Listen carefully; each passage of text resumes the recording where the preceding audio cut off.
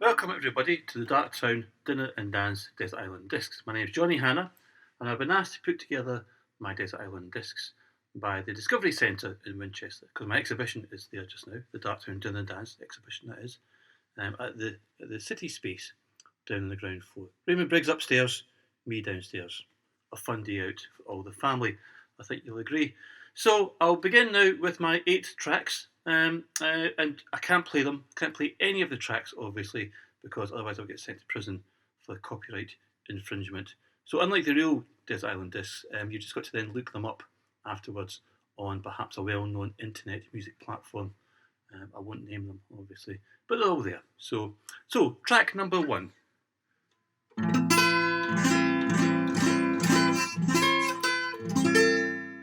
There we go. Track number 1 is called Slip Inside This House by the 13th Floor Elevators. The 13th Floor Elevators, in case you don't know, were a Texas-based psychedelic band. So when all the kind of psychedelia was happening in LA and cool cities like San Francisco, the Elevators were stuck out in Texas, in Austin, recording the kind of Texan version of psychedelic rock and roll. And it's a bit darker, I think. I think you'll find it's not quite as, it's not quite as jolly as other bands of the time. So Slip Inside This House from a second album called Easter Everywhere, and it's a fantastic album, well worth listening to. This song is 8 minutes long. 8 minutes long of complete and utter poetry by Roky Erickson, who was a singer of the Elevators. So that's number 1. Listen to all 8 minutes. It's also got the most beautiful understated guitar solo. I know it's really boring to talk about guitar solo, especially if you're the bloke, but nevertheless, it is a very good one. It's very understated, subtle, and really gorgeous bit of guitar playing. So, Slip Inside This House, number 1. Track number 2 is, we're going from Austin, Texas to Paris. We're going to play a track now called, well, I'm not going to play it, otherwise we'll get into prison, get into trouble. We're going to now pretend we're playing a track called Monomon de Saint-Jean by Lucien Delille. Lucien Delille was a fantastic French singer, it's like chanson singer. Same time as Edith Piaf, who you'll all know, I'd imagine. Delille was less known, and kind of different tone, different type of singing, I think you'll find. But Monomon de Saint-Jean, my lover of Saint-Jean, is a fantastic piece of music. It's also great accordion playing. I got an accordion for my 50th back in January, and one of my goals in life before I die is to be able to play this track, Monomon de Saint-Jean, in this style by Lucien Delille. It's also used as the title track to a film called The Last Metro by Francois Truffaut. Anything by Truffaut is worth watching, I think. I've not seen a bad Truffaut film. I don't think one exists. And as a kind of opener to that film, this song is an absolute stormer. So Monomon de Saint-Jean by Lucien Delille. Have a wee listen to that. Going to move back across to America now, back across towards Nashville to a man called Hank Williams. Hank Williams, if I have a hero of heroes, it's got to be Hank Williams, I think. I think another one of those kind of popular culture heroes who maybe wasn't the most pleasant of men. Quite obnoxious, I think. Kind of hard work. If Hank walked into a bar, he'd let you know that he's there. It might annoy you a wee bit as well. But as a singer-songwriter, performer, I think he was second to none. So Setting the Woods on Fire by Hank Williams is my track number 3. It's a great song. It's about going out for a night, and it's about how we should all sort of carry out our lives. I think how we should kind of approach every single day. We should all be approaching every morning as if we're setting the woods on fire. Not literally, obviously, because again that's illegal, but simply to say, let's grab the bull by the horns and let's do this thing. Hank did it. Hank crammed a lot into his 29 years. He's only 29 when he died. You wouldn't think that. When you listen to Hank, he sounds a lot older. But he was only 29. So, but a fantastic singer-songwriter, someone who, I think was a key part in the formation of kind of early rock and roll and then pop culture music.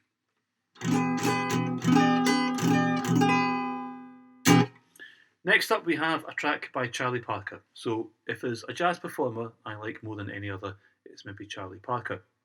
Miles Davis once said that the history of jazz can be told in 4 words: Louis Armstrong and Charlie Parker. And he was right, I think. But Charlie Parker, of the two, because they're both amazing, it was a close call between this or the West End Blues by Louis Armstrong in the Hot Five. But Ornithology by Charlie Parker is well worth listening to. Charlie Parker represents that period, that transition period in jazz, where the bands became smaller from the big band phase into kind of the bebop world. And there's nothing that epitomises, I think, the Beat Generation, devil may care attitude, I think, like Ornithology by Charlie Parker. Charlie Parker, again, was quite young, but I was slightly older than Hank Williams when he died, 35. Apparently, when he died, the coroner who came to pronounce him dead said this man is at least 50 years old. His body was so ravaged with drink and drugs and good times, but he was only 35. But what Charlie Parker did, again, in that space was phenomenal, I think. He's also quite a kind of... Charlie Parker is one of the last musicians of the jazz era who you'll see photographed smiling. Along comes Miles Davis and John Coltrane. They never smile. But Charlie Parker, in a lot of photographs, is smiling. Had quite a hard life as well. One of his kids died, I seem to remember. But nevertheless, Charlie Parker, Ornithology, get that one out, okay? It's a cracker. Back in Paris now, we're going back to Paris because when I was turned 50, I thought I must get to Paris. Obviously, I couldn't because we're in lockdown. So before my 50th year is out, and I've got a few months to go yet, I hope to make it to Paris. And I can go there, I can wonder what the weather's like. I can ask the question, quel temps fait-il à Paris? I can be able to answer that on the spot. So, quel temps fait-il à Paris, said my best Scots-French voice, is a track. It's a kind of tune by by various people. Lucy and DeLille did a really good version, actually, a vocal version. But the instrumental version I'm going to draw your attention to is by Alain Romans. Okay, fantastic, mainly kind of film scores, Alain Romans. And Quel temps fait-il à Paris is used in the opening credits to a film called Les Vacances de Monsieur Hulot, Monsieur Hulot's Holiday, the great film by Jacques Tati. If you haven't seen the Tati films, watch them. There's only about 5 or 6 to watch, and they're all very good. Towards the end, maybe the last one or so, maybe isn't so good. But nevertheless, Tati is a phenomenal performer, very funny, very witty, very kind of dry. He looks around the world. He looks around at the world around him and thinks, what can I poke fun at, in a very subtle and a very sweet way.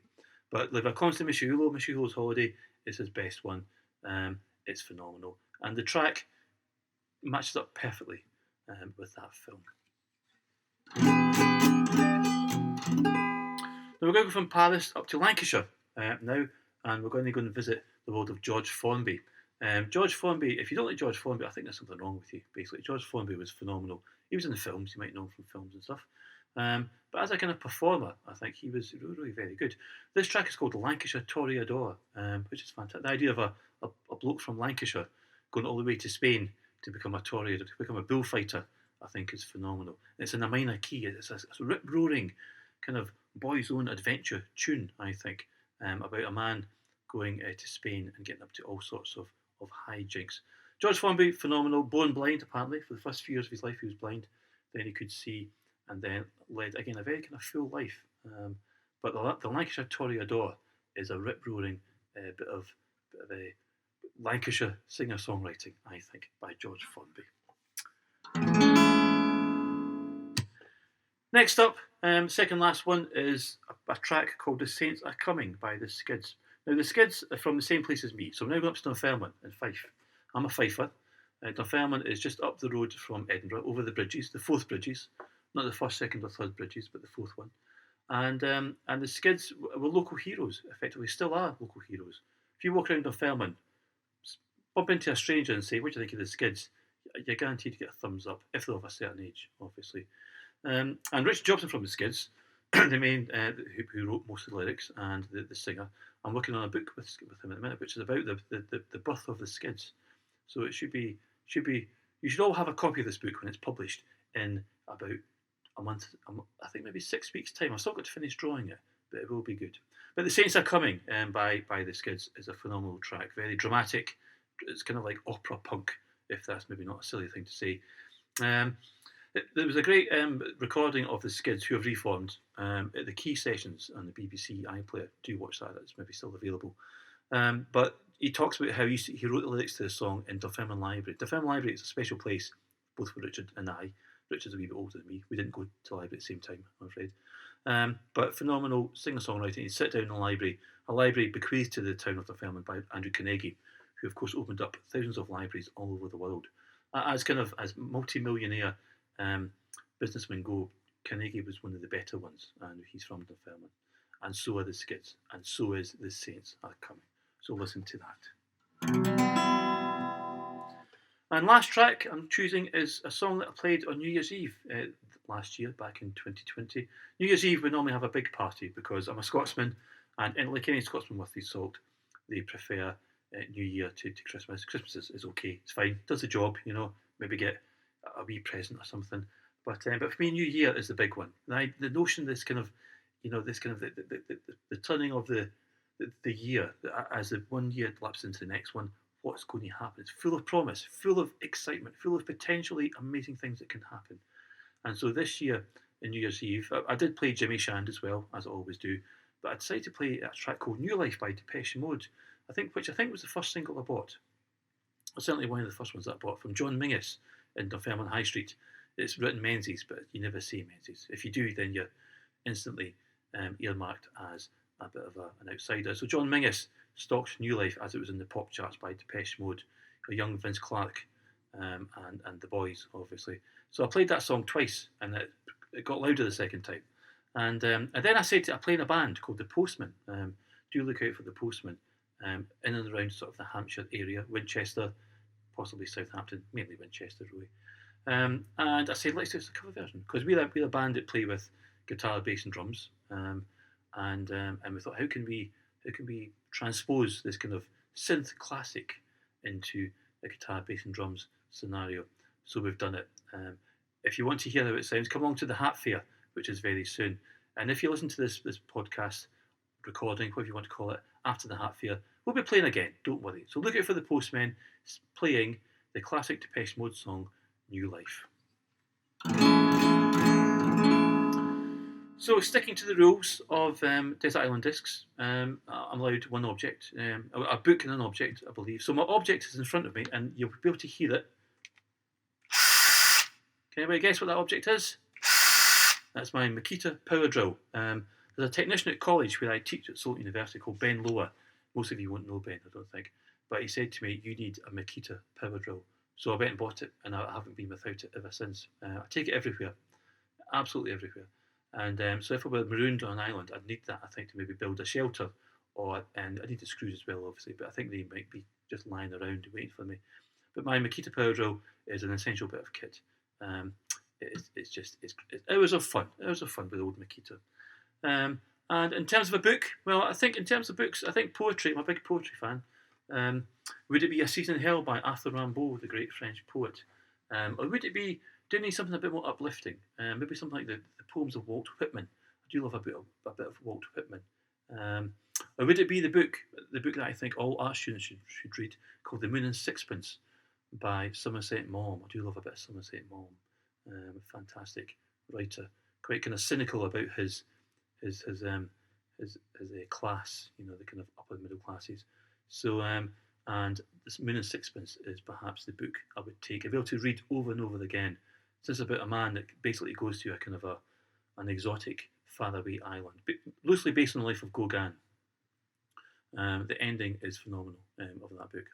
So yeah, so that's it. That's the Darktown Dinner and Dance Desert Island Discs. I hope you enjoyed it. All those songs are available on this well-known internet music platform, which I won't name, but I'm sure you know where I'm getting towards. So yeah, I hope you enjoy listening to them as much as I enjoyed picking them, the songs that I play on a regular basis. And obviously, if you've got time before the end of July, do come and see the Darktown Dinner and Dance at the City Space Gallery at Winchester Discovery Centre. So that's it, everybody. I'm off to enjoy the rain. It's raining today. But luckily on the island there's also an off licence, which is quite handy. That kind of whiles it hours away. And there's also a cake shop. So I'm going to sit down in the rain and have some cakes and ale, which I'm really rather looking forward to. Okay, chin chin.